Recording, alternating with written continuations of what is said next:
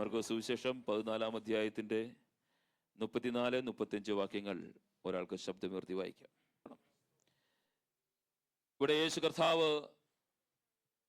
ക്രൂശിലേക്ക് കയറിപ്പോകുന്നതിന് മുമ്പ് 3 സ്ഥലത്തൂടെ യാത്ര ചെയ്തു. ഒന്ന് ഗെതസമന, ഗബദ, ഗോൽഗോത്ത.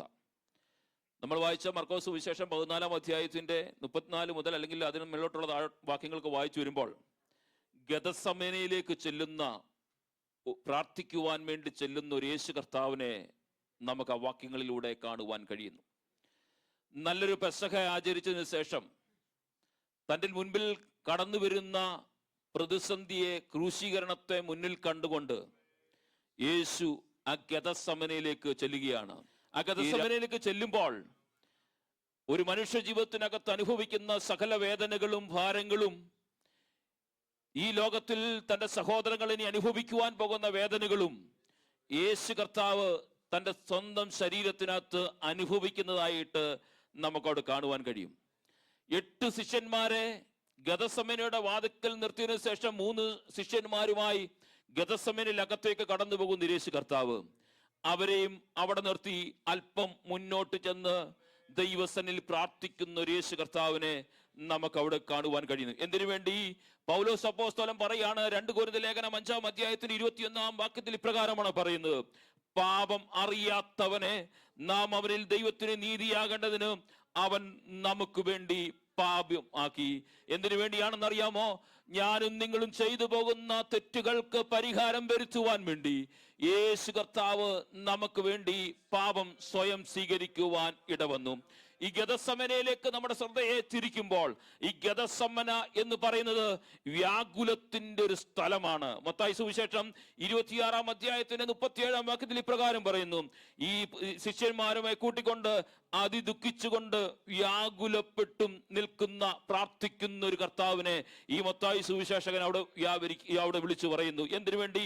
സകല വ്യാകുലങ്ങളും, ഒരു മനുഷ്യ ശരീരത്തിന് ഏറ്റെടുക്കേണ്ട സകല വ്യാകുലങ്ങളും ഞാൻ ജനിക്കുന്നതിന് മുമ്പ് ഗെതസമനയിൽ വെച്ച് എന്റെ യേശു കർത്താവ് ഏറ്റെടുത്തു. എന്തിനു വേണ്ടി? ഞാൻ ചെയ്തു പോയ പാപത്തിന്റെ പരിഹാരത്തിന് വേണ്ടി അല്ല, യേശു കർത്താവിന്റെ വരവരെ ഈ ലോകത്തിൽ ആരൊക്കെ ജനിക്കുന്നുണ്ടോ അവരുടെ എല്ലാം പാപത്തിന്റെ പരിണിത ഫലമായിട്ട് യേശു കർത്താവ് ആ വ്യാകുലം ഏറ്റെടുക്കുവാൻ കഴിഞ്ഞു. സ്വസ്ഥതയില്ലാത്ത, ശ്രദ്ധ മാറ്റിക്കളയുന്ന നമ്മുടെ ചിന്താമണ്ഡലങ്ങളെ ആ യേശു കർത്താവ് ഗെതസമനയിൽ മുഴങ്കാലുകളെ മടക്കി പ്രാർത്ഥിക്കുന്നതായിട്ട് നമുക്ക് കാണുവാൻ കഴിയുന്നു. അതുകൊണ്ടാണ് മത്തായി സുവിശേഷകൻ 26-ാം അധ്യായത്തിന്റെ 38-ാം വാക്യത്തിൽ ഇപ്രകാരം പറയുന്നത്: എന്റെ ഉള്ളം മരണവേദന പോലെ അതിദുഃഖിതം ആയിരിക്കുന്നു. ഹല്ലേലൂയ. ഈ രാത്രിയിൽ ഈ തിരുമേശയിലേക്ക് അടുത്ത് വരുന്ന ഞാനും നിങ്ങളും വ്യാകുലപ്പെട്ട്, വേദനപ്പെട്ട്, നിരാശയോടുകൂടി കടന്നു വന്നിരിക്കുമ്പോൾ നമ്മുടെ സകല വ്യാകുലങ്ങളെയും ഏറ്റെടുത്ത് ഒരുവൻ ഗെതസമനയിൽ നമുക്ക് വേണ്ടി മുഴങ്കാലുകളെ മടക്കുന്നുണ്ട്. മുന്നോട്ട് നമ്മൾ കടന്നു പോകുമ്പോൾ ആ ഗെതസമന എന്ന് പറയുന്നത് കഠിനമായ ദുഃഖത്തിന്റെ ഒരു സ്ഥലമാണ്. ഈ മത്തായി സുവിശേഷം 26-ാം അധ്യായത്തിന് 38 നമ്മൾ വായിച്ചല്ലോ: എന്റെ ഉള്ളം മരണവേദന പോലെ അതിദുഃഖിതമായിരിക്കുന്നു. എന്തിനു വേണ്ടിയാണെന്ന് അറിയാമോ? ആ ഗെതസമനയിൽ മുഴങ്കാല് മടക്കുന്ന യേശു കർത്താവ് ചെയ്തത്, എന്റെ ഹൃദയം ദുഃഖിതനായി തീരുന്നതിന് മുമ്പ്, ആ കാൽവരി കൊലക്കളത്തിലേക്ക് പോകുന്നതിന് മുമ്പ് എനിക്ക് വേണ്ടി ദുഃഖത്തോടുകൂടി പ്രാർത്ഥിക്കുന്ന ഒരു കർത്താവിനെ ആ ഗെതസമനയിൽ നമുക്ക് കാണുവാൻ കഴിയും. മാത്രമല്ല, മൂന്നാമത് നമുക്ക് കാണുവാൻ കഴിയുന്നത് ഭീതിജനകമായ ഏകാന്തതയുടെ സ്ഥലമാണ് ഈ ഗെതസമന എന്ന് പറയുന്നത്. കാരണം ഉണർന്ന് പ്രാർത്ഥിക്കാൻ വേണ്ടി തന്റെ ശിഷ്യന്മാരോട് അരുളി ചെയ്തതിനു ശേഷം അവരെ അവിടെ ഇരുത്തിയിട്ട് താൻ മുന്നോട്ട് കടന്നു പോയിട്ട് തിരിച്ച് പ്രാർത്ഥിച്ചിട്ട് കടന്നു വരുമ്പോഴും ആ ശിഷ്യന്മാര് അവിടെ ഇരുന്ന് ഉറങ്ങുന്നതാണ് യേശു കർത്താവിനെ കാണുവാൻ കഴിയുന്നത്.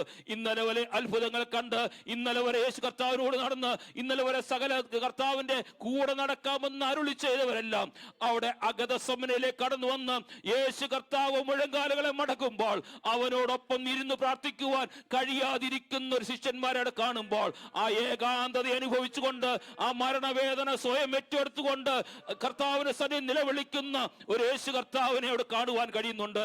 എന്നെ കേൾക്കുന്ന പ്രിയ സഹോദരരെ, എന്തിനു വേണ്ടി അറിയാമോ? ഞാനും നിങ്ങളും ഏകാന്തതയായി പോകുമെന്ന് യേശു കർത്താവിന് അറിയാമെന്നുകൊണ്ട് ഏകാന്തത അനുഭവം എനിക്കും നിങ്ങൾക്കും വരുന്നതിന് മുമ്പ് ആ ഗതസമനയിൽ എനിക്കും നിങ്ങൾക്ക് വേണ്ടി പ്രാർത്ഥിക്കുന്ന ഒരു യേശു കർത്താവിനെ അവിടെ കാണുന്നുണ്ട്. അതുകൊണ്ടാണല്ലോ സങ്കീർത്തനക്കാരൻ 69 സങ്കീർത്തനത്തിന്റെ 20 വാക്യത്തിൽ ഇപ്രകാരം പറയുന്നു: നിന്ന എന്റെ ഹൃദയത്തെ തകർത്തു, ഞാൻ ഏറ്റവും വിഷാദിച്ചിരിക്കുന്നു, വല്ലവനും സഹതാപം തോന്നുമോ എന്ന് ഞാൻ നോക്കിക്കൊണ്ടിരുന്നു, ആർക്കും തോന്നിയില്ല. ആശ്വസിപ്പിക്കുന്നവരുണ്ടോ എന്ന് നോക്കിക്കൊണ്ടിരുന്നു, ആരെയും കണ്ടെത്തിയുമില്ല. കൂടെ ഇരുന്ന ശിഷ്യന്മാർ തന്റെ വേദനയുടെ നടുവിൽ, ഈ മരണവേദനയുടെ നടുവിൽ അതിദുഃഖത്തോടിരിക്കുമ്പോൾ കൂടി ഇരുന്ന് പ്രാർത്ഥിക്കുമെന്ന് യേശു കർത്താവ് ഒരുപക്ഷെ കരുതി വന്നേക്കാം.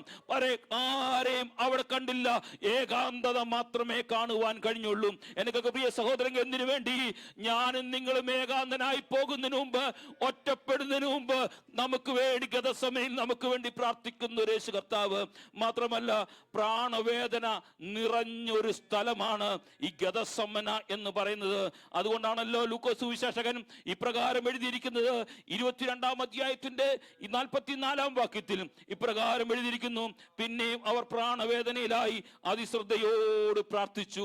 പ്രാണവേദനയോടുകൂടി അവിടെ എഴുത്തുകാരൻ ഇപ്രകാരമാണ് എഴുതിയിരിക്കുന്നത്: ആ പ്രാണവേദന നമ്മുടെ പാപത്തിന്റെ മുഴുവനും തന്റെ ശരീരത്തിലേക്ക്, മനുഷ്യജാതിയുടെ മുഴുവൻ പാപവും തന്റെ ശരീരത്തിലേക്ക് വഹിച്ചുകൊണ്ട് പ്രാണവേദനയായിരുന്നപ്പോൾ തന്റെ രോമകൂപത്തിലൂടെ വേർപ്പതുള്ളിക രക്തമായി ഭൂമിയിലേക്ക് പതിക്കുവാൻ ഇടവന്നു.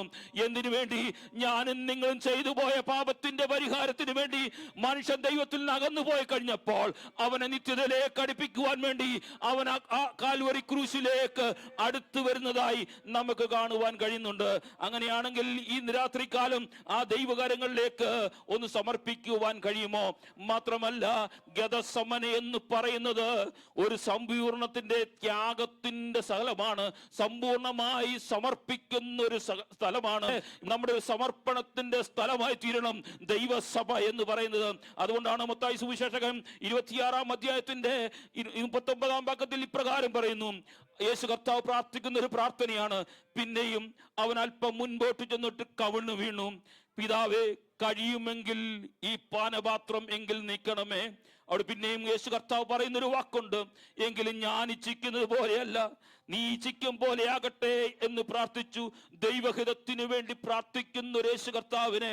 അതുകൊണ്ടാണല്ലോ സങ്കീർത്തനക്കാരൻ 40-ാം അധ്യായത്തിന്റെ 8-ാം വാക്യത്തിൽ ഇപ്രകാരം പറയുന്നത്: എന്റെ ദൈവമേ, നിന്റെ ഇഷ്ടം ചെയ്യുവാൻ ഞാൻ പ്രിയപ്പെടുന്നു. Hallelujah, hallelujah. ആ കാൽവരി കുലക്കളത്തിലേക്ക് ഞാനും നിങ്ങളും കണ്ണുകളെ ഉയർത്തുമ്പോൾ യേശു കർത്താവ് പ്രാർത്ഥിച്ചതുപോലെ ഈ രാത്രിയിൽ ഒന്ന് പ്രാർത്ഥിച്ചെടുക്കുവാൻ കഴിയണം. കർത്താവേ, അങ്ങന്റെ പാപത്തിന്റെ പരിഹാരത്തിന് വേണ്ടി കാൽവരിയുടെ കുലക്കളത്തിൽ യാഗമായി തീർന്നു.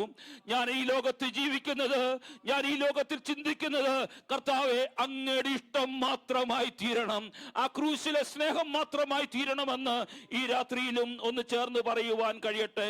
അതുകൊണ്ടാണല്ലോ യോഹന്നാന്റെ സുവിശേഷകൻ 4-ാം അധ്യായത്തിന് 34-ാം വാക്യത്തിൽ യേശു കർത്താവ് പറയുന്നൊരു വാക്കുണ്ട്.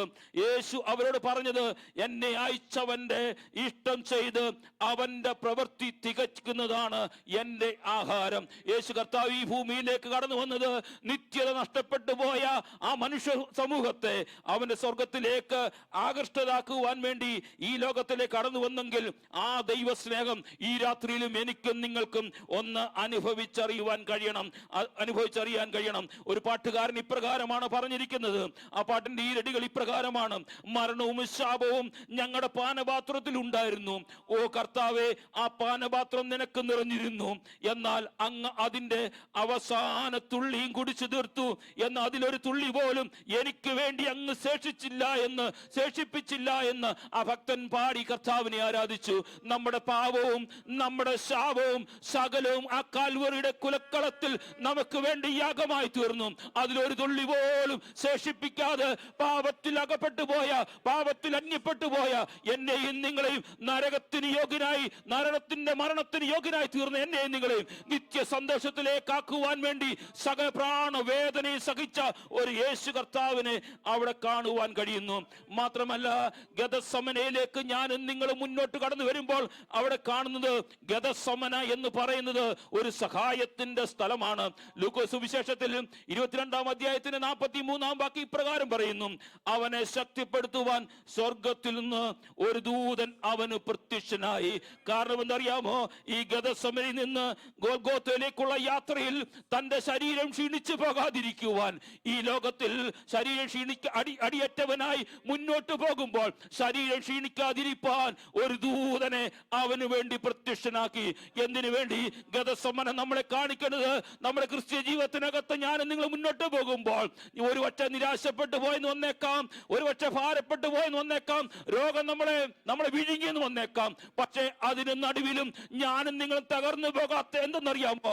ആ ഗതസമനയിൽ പ്രത്യക്ഷനായ ദൂതൻ ഇന്ന് രാത്രിയിലും നമുക്ക് വേണ്ടി പ്രത്യക്ഷനാകുന്നുണ്ട്, നമ്മുടെ പ്രാർത്ഥനയ്ക്ക് വേണ്ടി പ്രത്യക്ഷനാകുന്നുണ്ട്.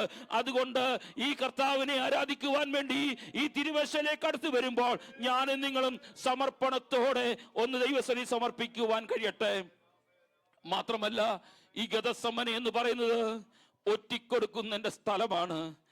മത്തായി സുവിശേഷം 26-ാം അധ്യായം നമുക്കറിയാം, 46-ാം വാക്യം: എഴുന്നേൽപ്പിൻ, നാം പോകാം, ഇതാ എന്നെ കാണിച്ചു കൊടുക്കുന്നവൻ അടുത്തിരിക്കുന്നു.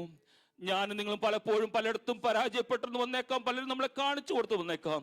നമുക്ക് മുമ്പേ ഗതസമനയിൽ അത് അനുഭവിച്ചവനായ യേശു കർത്താവ് നമുക്കുണ്ട്. കൂടെ നടന്ന, അത്ഭുതം കണ്ട, കൂടെ എല്ലാ കാര്യത്തിനും കൂടെ ഇരുന്ന ആ യൂദ തന്നെ ചുംബനം ചെയ്യുമെന്ന് ഒരിക്കലും ഒരുപക്ഷെ വിചാരിച്ചില്ല വന്നേക്കാം. എനിക്ക് പ്രിയ സ്നേഹിതരെ, ഈ രാത്രിയിൽ നമ്മുടെ കണ്ണുകൾ ആ കാൽവറി ക്രൂശിലേക്ക് നോക്കണം. എന്നതിനു വേണ്ടി അറിയാമോ? ആ പച്ചമര കുരിശിന്മേൽ 3 ആണികളിന്മേൽ നമുക്ക് വേണ്ടി തൂക്കപ്പെട്ടവൻ എന്നതിനു വേണ്ടി അറിയാമോ? ഞാനും നിങ്ങളും ജനിക്കുന്നതിന് മുമ്പ് 2000 വർഷങ്ങൾക്ക് മുമ്പ് ആ കാൽവറിയിൽ കുലക്കളത്തിൽ മരിച്ചു യാഗമായി തീർന്നത് ഇന്ന് രാത്രിയിൽ ഞാനും നിങ്ങൾ സമാധാനത്തോടെ സന്തോഷത്തോടെ ഇവിടെ കടന്നു വന്ന് ദൈവത്തെ ആരാധിക്കുമ്പോൾ ആ കാൽവറിയിൽ നമുക്ക് വേണ്ടി യാഗമായി തീർന്ന യേശു കർത്താവിനെ ധ്യാനിച്ചെടുക്കുവാൻ കഴിയണം. ഞാൻ അനുഭവിക്കേണ്ട വേദന, ഞാൻ അനുഭവിക്കുന്ന ഹൃദയകാഠിന്യം, ഞാൻ അനുഭവിക്കേണ്ട വ്യാകുലത, ഞാൻ അനുഭവിക്കേണ്ട എല്ലാ കാര്യങ്ങളും ആ കാൽവറി ക്രൂശിൽ എത്തുന്നതിന് മുമ്പ് ഗതസമനയിൽ നമുക്ക് വേണ്ടി അനുഭവിച്ച് കാൽവറിയുടെ കുലക്കളത്തിലേക്ക് വളരെ സന്തോഷത്തോട് പോകുന്ന മനുഷ്യന്റെ പാപത്തിന്റെ പാപപരിഹാരം ഏറ്റെടുത്തുകൊണ്ട് കാൽവറി ക്രൂശിലേക്ക് തൂക്കപ്പെടുവാൻ വേണ്ടി പോകുന്ന ഒരു യേശു കർത്താവിനെ അവിടെ കാണുവാൻ കഴിയുന്നുണ്ട്. എന്തിനാണെന്ന് അറിയാമോ? ഞാനും നിങ്ങളും അനുഭവിക്കേണ്ട ശിക്ഷാവധി, നരകത്തിൽ പോയി കിടന്ന് അനുഭവിക്കേണ്ട ശിക്ഷാവധി ആ കാൽവറി ക്രൂശിൽ നമുക്ക് വേണ്ടി യാഗമാക്കി തീർത്തു. ഈ രാത്രിയിൽ ആ കർത്താവിന്റെ പാദമെടുത്ത് നമുക്ക് എത്ര പേർക്കൊന്ന് സമർപ്പിക്കുവാൻ കഴിയും? നമ്മുടെ ശരീരത്തിനകത്തൊരു മുള്ളു കൊണ്ടാലോ, ഒരു പിന്നു കുത്തിക്കേറിയാലോ നമുക്കനുഭവിക്കുന്ന വേദന നമുക്കറിയാം. നമ്മുടെ യേശു കർത്താവ് പച്ച മനുഷ്യനായിട്ട് ആ കാൽവറി ക്രൂശിൽ നമുക്ക് വേണ്ടി 3 ആണികളുടെ അടികളേൽക്കുവാൻ കഴിഞ്ഞു. എന്തിനു വേണ്ടി? ഞാൻ കൈകൊണ്ട് ചെയ്ത പ്രവൃത്തിക്ക് പരിഹാരം വരുത്തുവാൻ, ഞാൻ കാലുകൊണ്ട് ചെയ്ത പ്രവൃത്തിക്ക് പരിഹാരം വെക്കുവാൻ. ആ മുൾക്കിരീടം തരത്തിലേക്ക് അണിഞ്ഞപ്പോൾ എന്ത് ചെയ്തറിയാമോ? ഞാൻ തലകൊണ്ട് ചെയ്ത സകലത്തിന്റെയും വിടുതലിന് വേണ്ടി എന്റെ യേശു കർത്താവ് അത് ഏറ്റെടുക്കുവാൻ കഴിഞ്ഞു. അങ്ങനെയാണെങ്കിൽ ദൈവകരങ്ങളിലേക്കൊന്ന് ഏൽപ്പിക്കുവാനും സമർപ്പിക്കുവാനും കഴിയട്ടെ. ഈ രാത്രിയിൽ ഈ തിരുമേശയിലേക്ക് ഞാൻ നിങ്ങൾ ഭാഗവാക്കാകുമ്പോൾ വളരെ വിശുദ്ധിയോടും വേർപാടോടും കൂടി വേണം കർത്താവിന്റെ സന്നിധിയിലായി തീരുവാൻ. നമ്മുടെ ജീവിതത്തെ നമ്മൾ തന്നെ ഒന്ന് പുനഃപരിശോധിക്കുവാൻ വേണ്ടി കർത്താവ് നമ്മൾക്ക് വേണ്ടി കാൽവറിയിൽ യാഗമായി തീർന്നത് നമ്മളെ നിത്യതയോടടുപ്പിക്കുവാൻ വേണ്ടിയാണ്. അതുകൊണ്ടാണല്ലോ പൗലോസ് അപ്പോസ്തലൻ 1 കൊരിന്ത്യർ ലേഖനം 11-ാം അധ്യായത്തിന്റെ 21 മുതൽ താഴോട്ടുള്ള വാക്യങ്ങൾ ഇപ്രകാരം പറയുന്നു: ഞാൻ കർത്താവിനെ ഏൽപ്പിക്കുകയും നിങ്ങൾക്ക് ഏൽപ്പിക്കുകയും ചെയ്തെന്നാൽ കർത്താവായ യേശുവിനെ കാണിച്ചു കൊടുത്ത രാത്രിയിൽ അവൻ അപ്പം എടുത്തു സ്തോത്രം ചൊല്ലി നിർക്കി, ഇത് നിങ്ങൾക്ക് വേണ്ടിയുള്ള എന്റെ ശരീരം, എന്റെ ഓർമ്മയ്ക്കായി ഇത് ചെയ്യുവീന്ന് പറഞ്ഞു. അവണം തന്നെ എത്താൻ കഴിഞ്ഞ ശേഷം അവൻ അവൻ പാനപാത്രം എടുത്തു, ഈ പാനപാത്രം എന്റെ രക്തത്തിൽ പുതിയ നിയമമാകുന്നു, ഇത് കുടിക്കുമ്പോഴൊക്കെയും എന്റെ ഓർമ്മയ്ക്കായി ഇത് ചെയ്യുവിൻ എന്ന് പറഞ്ഞു. അങ്ങനെ നിങ്ങൾ ഈ അപ്പം തിന്നുകയും പാനപാത്രം കുടിക്കുകയും ചെയ്യുമ്പോഴൊക്കെയും കർത്താവ് വരുവോളം അവന്റെ ഓർമ്മയ്ക്ക് പ്രസ്താവിക്കുന്നു. അതുകൊണ്ട് അയോഗ്യമായി തിന്നുകയോ കർത്താവിന്റെ പാനപാത്രം കുടിക്കുകയോ ചെയ്യുന്നവെല്ലാം കർത്താവിന്റെ ശരീരവും രക്തവും സംബന്ധിച്ച് കുറ്റക്കാരനാവും. മനുഷ്യൻ തന്നെത്താൻ ശോധന ചെയ്തിട്ട് വേണം ഈ അപ്പം തിന്നുകയും ഈ പാനപാത്രം കുടിക്കുകയും ചെയ്യുവാൻ. തിന്നുകയും കുടിക്കുകയും ചെയ്യുന്നവൻ ശരീരത്തെ വിവേചിക്കാൻ തനിക്ക് ശിക്ഷാവ് തിന്നുകയും കുടിക്കുകയും ചെയ്യുന്നു. ഇത് ഹേതുവായി നിങ്ങൾ പലരും ബലഹീനരും രോഗികളുമാകുന്നു, അനേകരും നിദ്ര കൊള്ളുന്നു. നാം നമ്മെ തന്നെ വിധിച്ചാൽ വിധിക്കപ്പെടുകയില്ല, വിധിക്കപ്പെടുന്നെങ്കിലോ നാം ലോകത്തോടു കൂടി ശിക്ഷാവിലകപ്പെടാതിരിക്കേണ്ടതിന് കർത്താവ് നമ്മെ ബാലശിക്ഷ കഴിക്കുകയാകുന്നു. ആ ദൈവങ്ങളിലേക്കൊന്ന് സമർപ്പിക്കുവാൻ കഴിയുമോ? ഇതിനകത്ത് പറഞ്ഞിരിക്കുന്ന മനുഷ്യൻ തന്നെത്താൻ ശോധന ചെയ്തിട്ട് വേണം ഈ അപ്പത്തിൽ നിന്നും പാനപാത്രത്തിൽ പങ്കുചേരുവാൻ. അടുത്തിരിക്കുന്നവരെ ശോധന ചെയ്യുവാൻ നമുക്ക് റൈറ്റ് ഇല്ല. ഇന്ന് രാത്രിയിൽ ഈ തിരുമേശയിലേക്ക് അടുത്ത് വരുമ്പോൾ ഞാൻ എന്നെ തന്നെ ശോധന ചെയ്യുവാൻ കഴിയണം. കഴിഞ്ഞ തിരുമേശയിൽ അനുഭവിച്ച് പോയതിനു ശേഷം എന്റെ ജീവിതം എങ്ങനെയായിരുന്നു ഈ മരുഭൂമിയിൽ? എന്റെ ജീവിതം ക്രിസ്തുവിന് യോഗ്യമായ രീതിയിലായിരുന്നു ഞാൻ ജീവിച്ചെടുക്കുന്നത്. ആ കാൽവരി കുലക്കളത്തിലേക്കൊന്ന് നോക്കുവാൻ കഴിയണം. എന്റെ ജീവിതം വിശുദ്ധിയോടുകൂടി ജീവിച്ചെടുക്കുവാൻ കഴിഞ്ഞെങ്കിൽ മാത്രമേ ഈ തിരുമേശയിലേക്ക് ഭാഗവാക്കാകുവാൻ കഴിയാവൂ. ഈ രാത്രിയിൽ നമ്മളെ തന്നെ ശോധന ചെയ്യുവാൻ കഴിയട്ടെ. നമ്മുടെ ഹൃദയത്തിനകത്തെ എന്തെങ്കിലും കറകൾ ഉണ്ടെങ്കിൽ ഈ രാത്രിയിൽ കർത്താവിനോട് നേറ്റു പറയുവാൻ കഴിയണം. കർത്താവേ, എനിക്ക് എന്നെ തന്നെ ശോധന ചെയ്യുവാൻ കഴിയണം. എനിക്ക് വിശുദ്ധിയോട് വേർപാടോടുകൂടി ഇതിൽ നിന്ന് പങ്കുചേരുവാൻ കഴിയണമെന്ന് ദൈവസന്നിധിയിലേക്കൊന്ന് സമർപ്പിക്കുവാനും പ്രാർത്ഥിക്കുവാനും കഴിയട്ടെ. Hallelujah, hallelujah, hallelujah, hallelujah, hallelujah.